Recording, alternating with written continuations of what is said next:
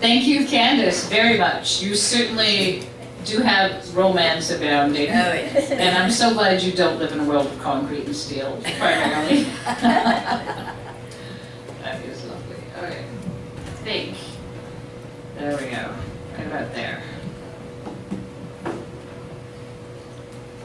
So, next on the roster, someone who I've been waiting to hear ever since his poetry book came out.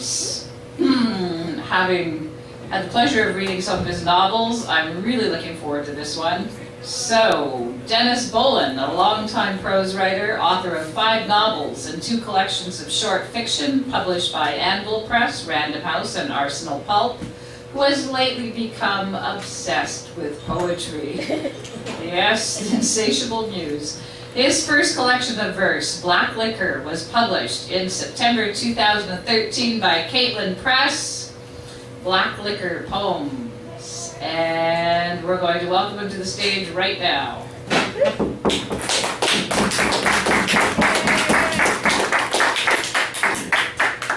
Thank you, Shul. I feel like I'm among friends, so I'll do what I usually do. I'll read out the definitions of black liquor at the beginning of the book. Definition number 1. Byproduct of the craft process, cellulose breakdown. Number 2. Toxic water alkali soluble degradation components containing more than half the energy content of the wood. Number 3. Carbon neutral renewable source for industrial power generation. Number 4. Potable hydrocarbon infusion of organic molecules such as acetone, tannins, and furfuranol. Number 5. Sugarcane distillate with specific gravity less than 0.919. Number 6. Containing more alcohol than proof spirit, greater than 49.3% by weight. Number 7. Dark rum. Number 8. Bile and or body humor associated with foul temper. The subject of foul temper. I will read you 3 of the major narrative poems that are in this book, and I'll string them all together.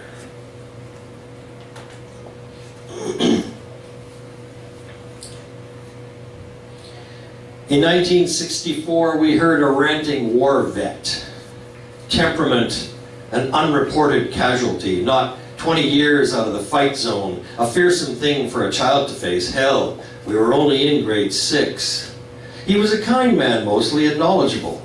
Preferred teacher if you wanted to know combat stories and blood, death and messy suffering, and how likely it was. Yes, he said, absolutely for sure, based on his red-tinged perspective and read of contemporary times, engaged for the Cold War, and bruised blue human cruelty more than a statistical trend, a damn certainty, you kids, that someday we would be at history's displeasure, like him, ragged and inflamed, haunted house on lurching legs, anger spume from every window, spin bats in harsh daylight, dank room in which no one will go.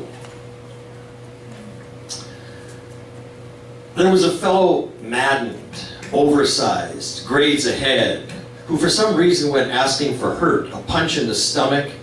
Right here, I dare ya. No way, we said. You'll fold to jelly. We'll get in trouble. No way, he said. I got steel guts. Been exercising, tough.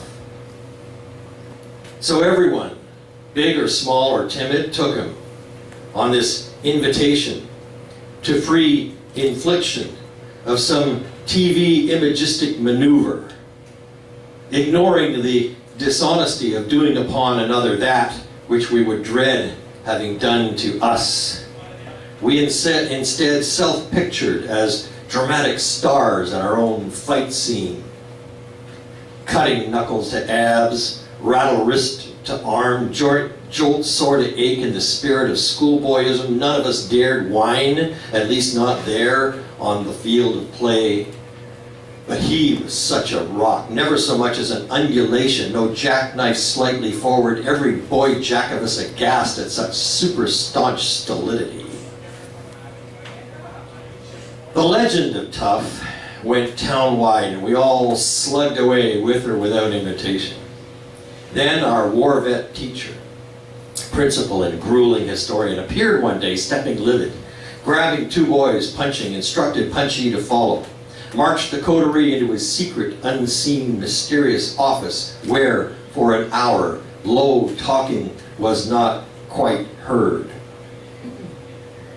Then to our desk came loudness, impact, 2 for each hand, the first 8 near lost amid whimper, the last 4 unaccompanied. Leather on hand, our seized breath, harrowed psyches straining to withstand the oral, the tactile, and near olfactory aspects of our witnessing.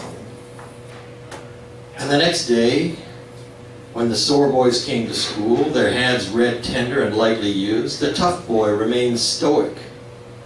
But we never did the stunt again. In fact, scarcely spoke.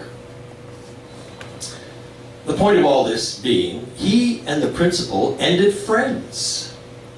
A few weeks later, on the day we last saw him, I was outside clapping the chalk from blackboard erasers, and through the grit white cloud about me, saw off by the road them shake hands, and Tough walk away. No books, no bag. A rumor passed that at age not quite 14, without having finished grade 7, Tough was working on a road crew. Decades later, walking my walk, bearing briefcase and badge, I thought I saw him press weights with tattooed determination across a federal prison yard. But never having known his proper name, could not be sure.